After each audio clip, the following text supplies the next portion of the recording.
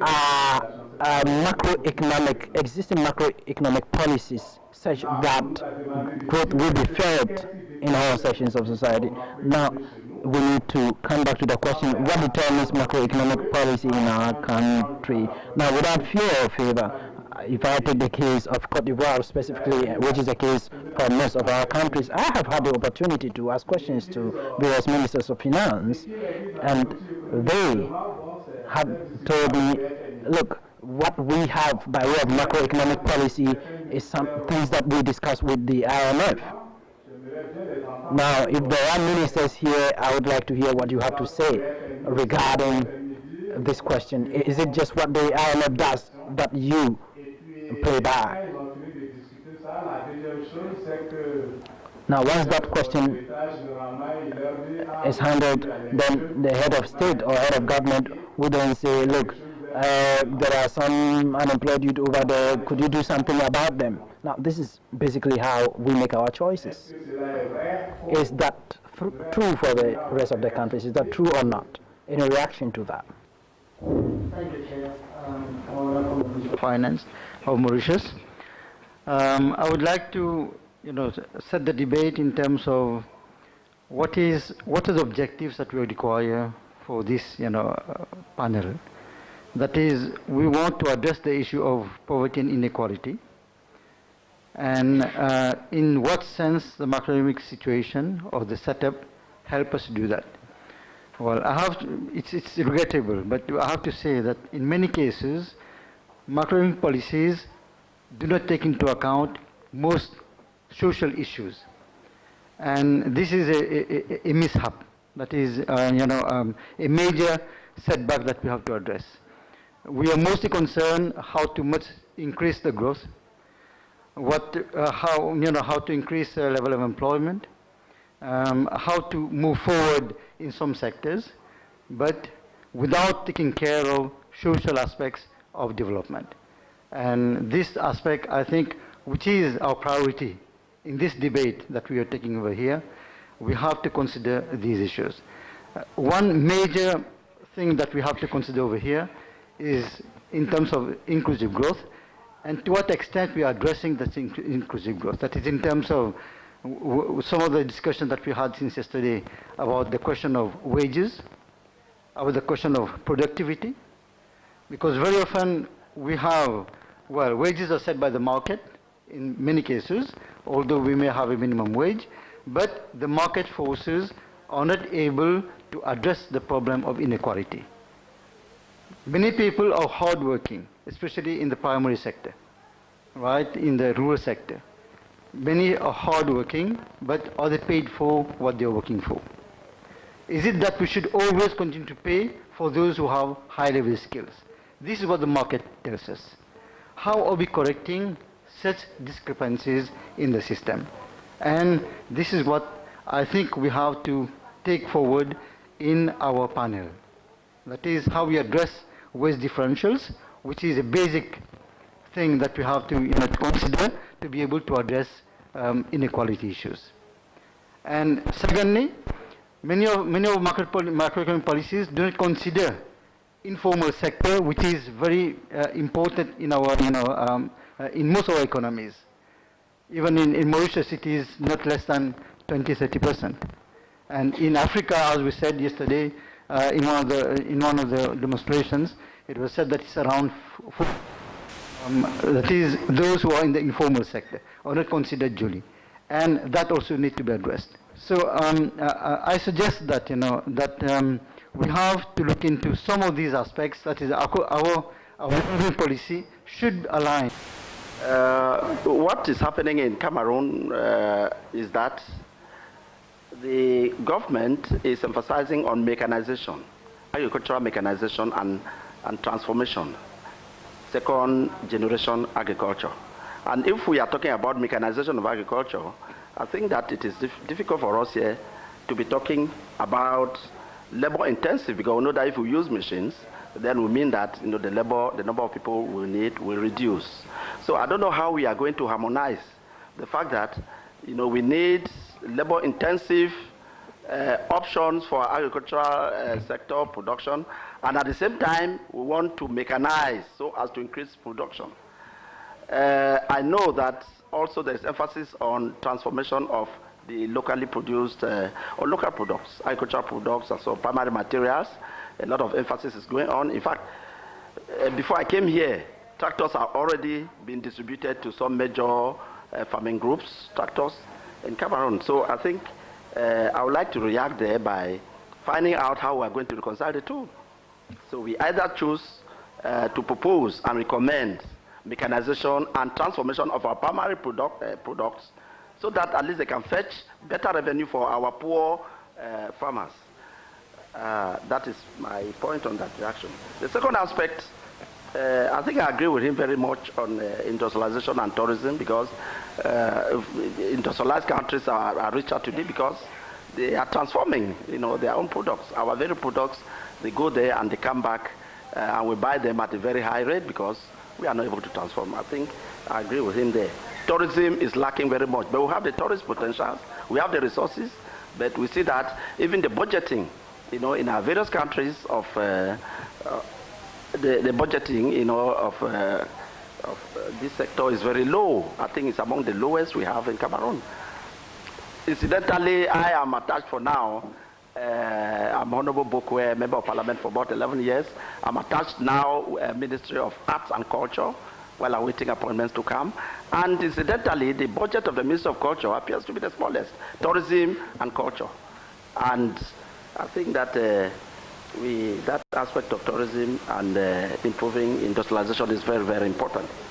Okay, now I want to react to what has just been said by quickly, please. Our colleague there, and he's talking about limited social interventions in our countries, which is true. Because in our poor areas, from the research I just carried out in the forest zone, the first problem they complained of was absence of roads. So how do they market their produce if the roads are not there? And I think that we have been talking about social intervention and so on. We should go and hit the nail on the aspect directly. By the time roads, we don't have roads in Africa. Without roads, where there's an adage that where road passes, development follows. And where the roads are not there, we cannot have development. So I'm supporting him very strongly that we need a more determined intervention and visible intervention of our states, our governments in the social sector, so that it can impact on the poverty situation. For now, thank you very much. Merci. Yes. In my country, there are about 30% illiterate persons, and when we talk about macro issues, etc., and the young people don't find it a win-win situation, that would be a handicap. And I think that we should not just be looking at the macroeconomic policies, but we should deal with the cultural barriers that inhibit progress. Now we should seek to know what do people know, what do young people want. Now the private sector, would they be willing to make some concessions to the citizens at a local level? For instance, would they have some consideration for the environment, etc.? These are crucial questions that we should have in mind. Yesterday we looked at three aspects, and I think that in the short term we could do some work, and in the midterm we could look at education, and in long term we could look at it from a continental perspective. Now if we took a close look at the wider frame,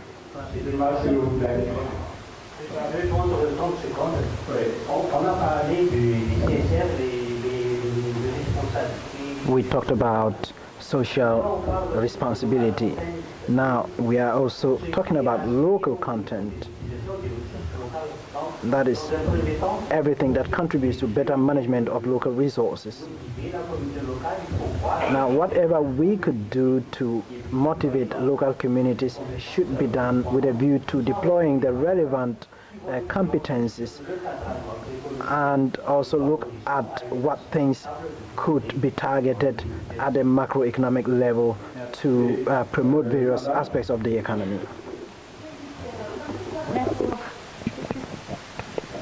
have a couple of observations and remarks that I would like to add to the debates that have already started around this table. I think we're sitting here discussing inequality and hoping that we are in a position to revisit our macroeconomic framework for Africa. Well, we've said it and we are going to repeat it, that Africa is not one. It is not a homogeneous monolithic block. There are different countries, different kinds of leaders, different mindsets.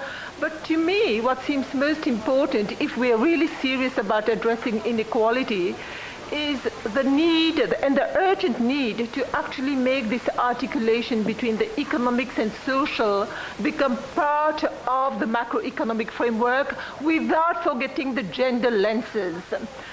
Because I think macroeconomics has to be done with a gender infusion and gender lenses infused within the macroeconomic thinking. But let's be honest, let's call a spade a spade. How many of our finance ministries, which are actually responsible for macroeconomic framework, are really in a position to first understand, second, to actually implement a gender-sensitive approach to the macroeconomic framework?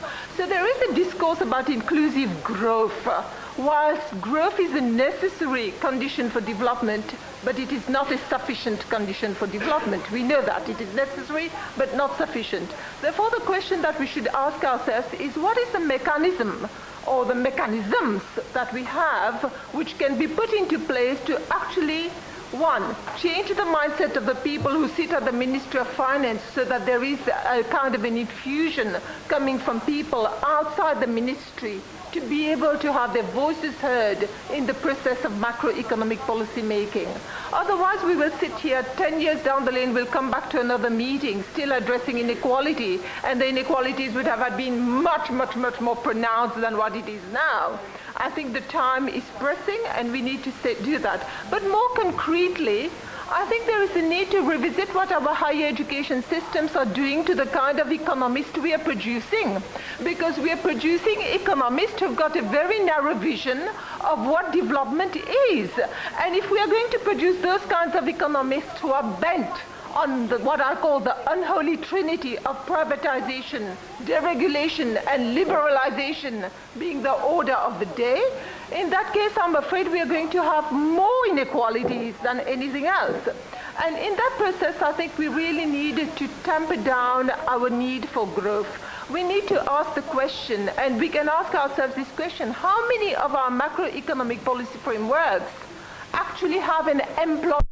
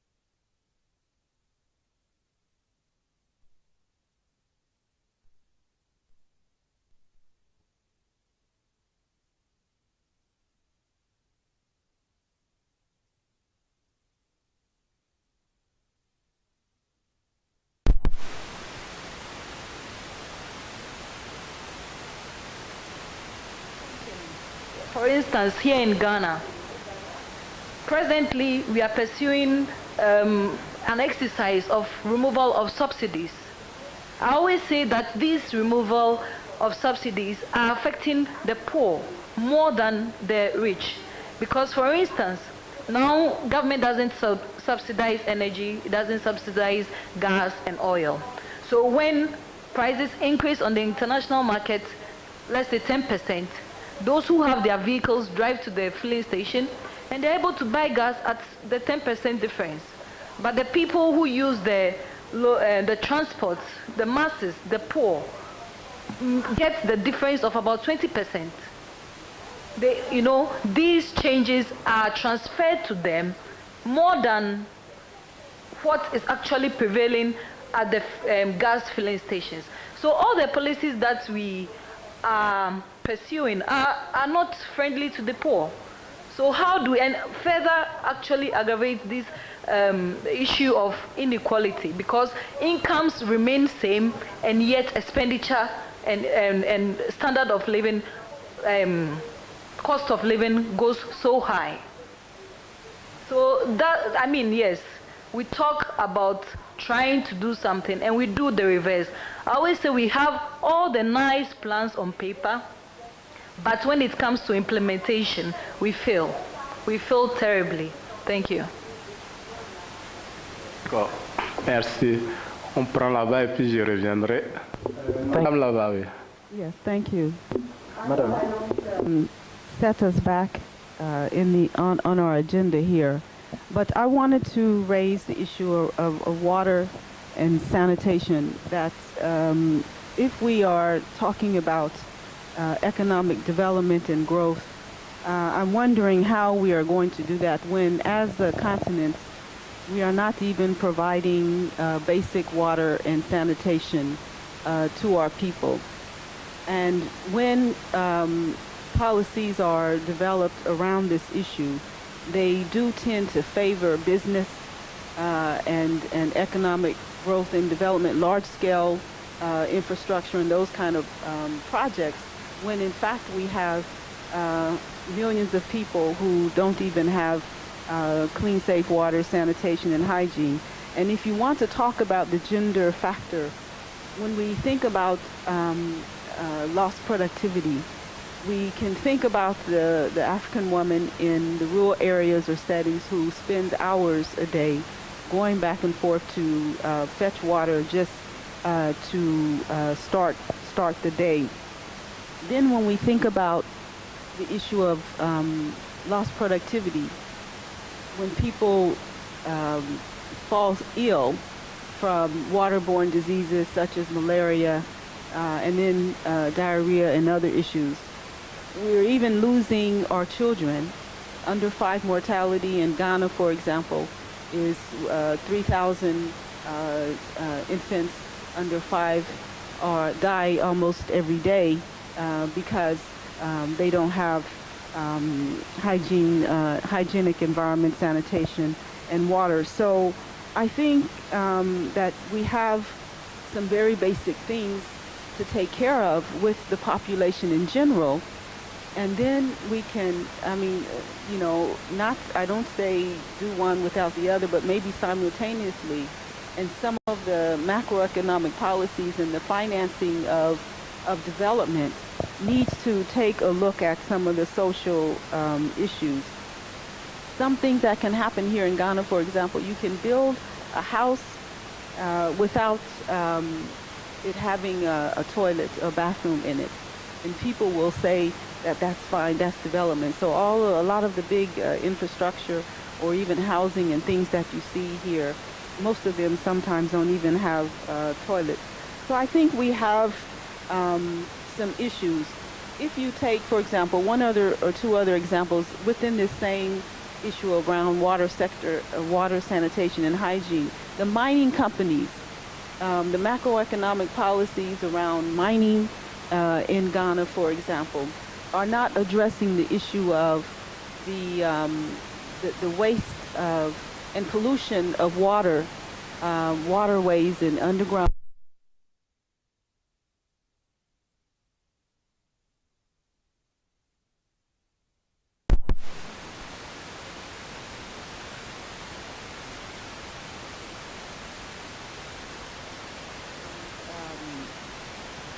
people not having basic water, access to water, sanitation, and hygiene, how we're going to have a healthy, productive population to take whatever macroeconomic policies are developed forward when we have this kind of issue going on throughout Africa. Avec le chapeau après. Thank you, Richard. After that, you, and then we go over there. Chairman, I'm sorry, I hope I don't set yours back, but I'm really concerned. I've been at this type of forum for the past 30 years. I've come to characterize it as a assembly of a harvesting of lamentations at the end of the day. I think we have to do something different. You see, there are some fundamental issues we have to address in Africa. The question is, do we actually want to grow and develop? There must be that resolution. If you look at the issue of development all over the world, people have to make up their mind what they want to do, starting from when America left Britain. There must be a push. It is not the orthodox method we are preaching here. There must be that urge. So if you are willing to develop, what do you do? The first is to plan. You must plan for whatever you want to do, whether growth or development. What is happening here is we just want to grow overnight, want to develop overnight. Then we start implementing projects, and that's coming back. What happened? It's like planning. You want to go. You started on a journey. You don't know where you are going. You go to everywhere. You don't land anywhere. The beginning of any purposeful activity is one to plan. Once you resolve what you want to do. That's the willingness to. The other dimensions, all these other issues we are talking about, growth, inequity, poverty, we are reactive. Okay? Because we know where the issue is pinching in each country, you make it part of the plan. But there must be trade-offs along the line. So in many cases, you cannot achieve both growth and poverty or inequality reduction at the same time. Because in most cases, you have to build up the savings to be able to build the capacity to develop. So we have to suffer along the line for the greater tomorrow. The extent of the trade-off you have to establish. Now, assuming you are ready for all those things, can you, and that takes me to the issue of the forces, determinants of macroeconomic policies, we don't have much control. You see, the world is so globalized now, but we also don't understand the nature of international economic relations. It's inherently competitive. But when we see that we are waiting for development partners, who is a partner? How can a borrower, a debtor be a partner to a lender? You can't be. It's a partnership of lion and the dog. The only development partners I know are the G8. They operate at that level like a cartel. So when we realize that where we are, we have no development partner, we have development competitors. So there's a limit to which we can rely on such things. But here, even in Nigeria, in the paper I submitted for the plenary session, I took account of the policies initiatives we have been doing for the past 3 decades. None of them originated from the country. They were donated initiatives. Okay? They were donated. Even the so-called Vision 2020, I knew the origin. Okay? They were never original. So how can you cannot outsource your thinking process for development. It's not possible. You won't get anywhere. So apart from that, in terms of resources, how far you want to go? You go to World Bank Institute, they do your calculation, develop financing gap. Whose gap are you filling? So what leverage do you have? I'm sorry, I'm raising these constraints so that we can be realistic. Some countries can afford to stand up to some extent. others are not. So the differences have to be reconciled. So what I'm trying to say is that we have to come down to reality. How far can we go? We must plan. We must know the constraints. Where can we go from there? And we have to go at our own pace. And like somebody said, the informal sector, we are underrating the contribution of that sector, and we are aggravating the so-called poverty, underperformance of others, because they are largely unrecorded. If we can now evolve a new development trajectory starting from my informal sector, why not? Most other countries started from there, but this is what we are ignoring in our own case. I'm sorry if I've confused myself and others with what I said, but I'm really worried because I'm used to all this talk here and there. What do we do in light of these realities? Thank you, Mr. Chairman. Thank you, Mr. Chair. I just wanted to highlight two issues for macroeconomic policies and targeting inequality issues. The first is in most cases, I think in most African countries, we only bring about the IMF economics.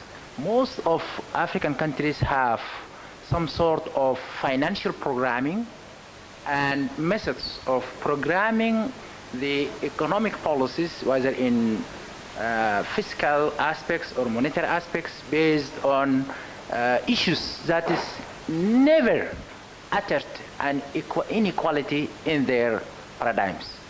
So when they are designing these policies, they are actually recognizing GDP growth, recognizing how to reduce inflation and how to stabilize the exchange. I'm thinking of, is it possible to deal with these contradictions in terms of contradictory objectives? For example, if we are focusing on reducing inequality, this will result in high monetary growth, which will fuel inflation, and which in turn will threaten economic stability measured by inflation and exchange rates. So how can we trade off between methods of stabilizing the national economy and attaining sustainable economic development with the objective of reducing inequality? This is, I think, a very, very crucial issue. How to incorporate it into our macroeconomic framework measured in quantitative methods. We are talking about programs, economic programs adopted by certain countries, given certain targets, that's contradicting. This is the first issue. The second issue that we have to learn, I think, from the Chinese experience, that the process of the transformation of the national economy itself, which we can learn actually from the Asian tigers as well as the newly industrialized Asian economies and the Chinese experience. That is the story. They started with import substitution industrialization. They were able to build their own industrialization strategy. The second phase, the second stage was outward-looking strategies targeting overseas markets. A lot of questions can be raised here, but I will summarize them in the competitiveness, export competitiveness. Do our farmers, our exporters actually compete worldwide, and why not? Here I think we have to stress, we have to adopt some protectionist policies by tariffs and custom duties, methods of exchange rate policies, because if we actually depreciate the exchange rate or devalue the exchange rate to encourage exports and discourage the way the IMF is telling us always, we will repeat the structural adjustment mistakes. I think this issue should be tackled. I don't know where to be, but how to make our domestic economies export competitiveness through time, so that our economy is gaining from our engagement in international economy. Thank you. Thank you very much. I would like to begin where my brother from Nigeria ended. He said when they introduced the market forces in their planning in Nigeria, there was a problem. So one of the things we need to do is interrogate what I call elite cohesion and elite capture of the policy process through the Ministry of Finance and interrogate the character of the state. So specifically going into the planning development, what type of members of staff do we have? Where have they been trained? And what are the transmission methods for the so-called neoliberal thinking? So secondly, you need to look at free trade areas and the negotiations, because they are bringing back the same principles of structural adjustment program. And I think my sister here pointed out that we have to deal with liberalization. Principles of privatizing public services. We have to look at the question of deregulation of labor. Then the whole thing about critical social safety nets being taken away. And then most importantly, look at the discussion around the so-called competitiveness. But I've got 3 suggestions. One of the things to restrain the elite capture is to go back to the Arusha Charter on popular participation to bring back the people and fight social exclusion and marginalization. And then secondly, emphasize the question of domestic demand industrialization. So it's not import substitution, but domestic demand driven. Feed into regional markets before you continue to reinforce the current division of labor in the global value chains. Because as currently constituted, Africa does not have the competitiveness to overturn that global division of labor. And then finally, we might want to go back to that old debate, or the current debate. We are celebrating growth. But what is the quality of the growth versus the quantitative? So you want the people to come back to debate the 7.5% or whatever it is that is projected for Africa. Thank you very much. I'd like to remind us that our objective today is to tease out lessons learned. Now, I've noticed that so far we are just making general comments, apart from the lady from Ghana who gave us an example on the removal of certain subsidies that has impacted the poor. I think that generally we have just been around general observations, and we should be more concrete. Now, could the various countries tell us what concretely what macroeconomic policies have been adopted in countries, budgetary policies, monetary policies, and how they have been used to clearly impact the lives of people, their incomes, their well-being, and to change inequalities? Do we have concrete examples from our countries in that direction? In certain countries, fiscal planning is an important tool to reduce the gap of wealth among people. Are there countries that have made progress? Could we draw lessons from these? I believe that that is the way we should go for the rest of our session. I thank you, Chair. Thank you for bringing us back in line, but I think that we are more or less under obligation to make some observations as well. I will come back to you in a jiffy, but I thought I should just throw this back. Now, do you have a policy such as, for monetary policy, you are just going to target inflation, and that is it? And when it comes to budgetary policy, try to just achieve a balance, and that is it. Okay, for fiscal policy, okay, we are now looking at international competitiveness. Now our customs fees should be placed at such and such level to allow us leeway to do that. Now countries with revenue like that of Nigeria, when petroleum prices rise, then you have the leeway to do certain things, but when the prices fall, then you will have to rework your budgets, etc. Just like the case of Ghana and Cote d'Ivoire, when cocoa prices rise, you have a leeway, you have a margin that you can do other things with, but when the prices fall, then you are constrained, and so that affects your economic policy planning. Now, that is why I asked the question whether, based on the intervention of the Mauritius delegate and a country like Cape Verde, when they had difficulties at a certain point, and then they came up with what they actually call, and rightly so, a strategic planning where they brought on board strategic partners to get on a certain track, and they did corrections after corrections and eventually arrived at the right results. Now, do we have this kind of work in our countries? I don't know if we have them, but let's try to provide specific examples of these. But for Cape Verde, it did work.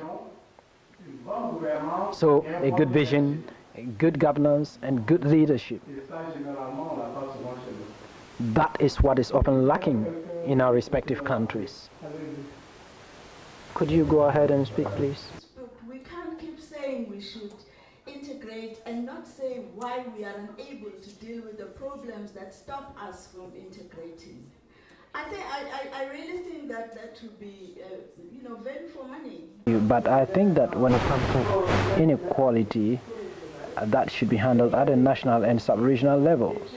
But there are countries that try to resolve the issue of inequality, though that may not be the general case. The case of Rwanda, in terms of planning in relation to inequality, in terms of national and sub-regional plans, they try to take on board issues of inequality among all sectors of society, and they undertake assessments at various levels of programs. What I think is that we need to deal with them from program levels. There is some way to go in that respect. It is a fundamental issue, the issue of planning. And in Burundi, they try to do that. This is what I just had to share. There are a few countries that do try to do that, though it's not the general rule. Thank you. Effectivement, on ne peut qu'être d'accord avec vous sur... Thank you. We can only agree with you. Somebody else wants to talk, and we just have 5 minutes to break. You may go ahead. Chair, I just like to piggyback on what Madam just has said. For example, it's not the macroeconomic policy level, but for example in Rwanda, in terms of thinking employment and addressing informal sector. For example, they developed cross-border trade, looking at the informal cross-trade. They are not in the formal sector, and there are a lot of women involved in the cross-trade. So they also look at the gender aspect in the framework. So they've done a study to look at what are the nature of the cross-border trade between the countries bordering Rwanda, and what are the ways to increase revenues or increase profit. And instead of moving towards commercial mining, they're looking at how to organize these artisanal miners so they can retain the employment of these people involved in the sector. So some of these policies actually look at how they can deal with employment, gender issues, and informal sector. And I think these are rather good examples that other African countries can also look at to be able to apply to other sectors in other countries. Thank you. Merci. La dernière personne, et puis on va... Thank you. The last person to take the floor before we go for lunch. Chair, I'm from Burkina Faso, from the Ministry for the Promotion of Women and Gender. I would like to share Burkina's experience when it comes to economic empowerment of women. We talked about the problem of access for women and their control of land and their economic power. Now, to work around these issues, Burkina took what they have called social measures to provide a fund that would be a guarantee fund to facilitate access of women to loans or credit from banks, because usually when women go for loans, they are asked for collateral and do not have land, they do not have enough resources to provide such collateral for access. And so the state has taken that measure to allow access of women to banking credit Thank you for your attention.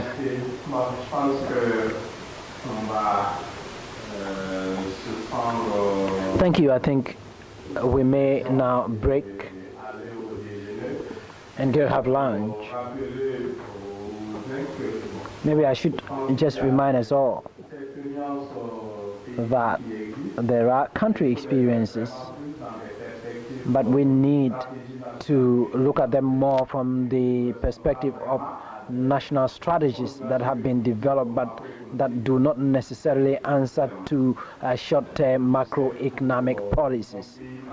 I know that for my country, for instance, one of the periods during which we saw an exclusive kind of growth rate was in the 60s and the 70s. And in part, it was the case in Ghana too, when production in the areas of cocoa and coffee took up speed, but it was through village production. But if you have growth driven by the mineral sector, we know what the factors of production are in that sector. It is about heavy sector investments, and we do not usually control that means, and distribution is usually weaker in these areas, and therefore we would not be dealing with inclusive growth. And we can see that today in Cote d'Ivoire, it is not the traditional sectors that are the drivers, and so distribution is poor. I believe it is so for Ghana. In Nigeria, it is even more markedly so. As long as it is petrol that drives growth, then distribution is poor and inclusiveness is even poorer. So could macroeconomic policies correct these weaknesses? That would be probably through higher taxes. And there again, our states are too weak to impose the right kinds of taxes that would lead to better redistribution, and these are the weaknesses. In the light of these, the question is, why do we not drive towards long-term visions, with real strategic visions, with real strategic partners? I'd like to end up with an anecdote that I have often told to fora like this. I was in Nigeria, and a minister walked up to me. Now I worked in ECOWAS, and one of the ministers told me, look here, Nigeria wants to market rather than elsewhere abroad. And I said, look, if you are looking for a market, Cote d'Ivoire could provide that market. And so we engaged in discussions. At a point, I asked, look, how many birds can you supply per day for the Nigerian market? They said 3 million birds. 3 million birds a day. Now, if you looked at 150 million inhabitants, you are looking at a bird for 150 persons.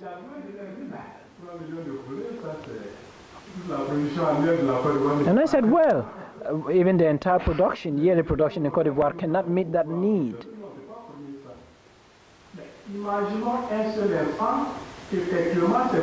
Now imagine that these 3 million birds were supplied from within the West African region.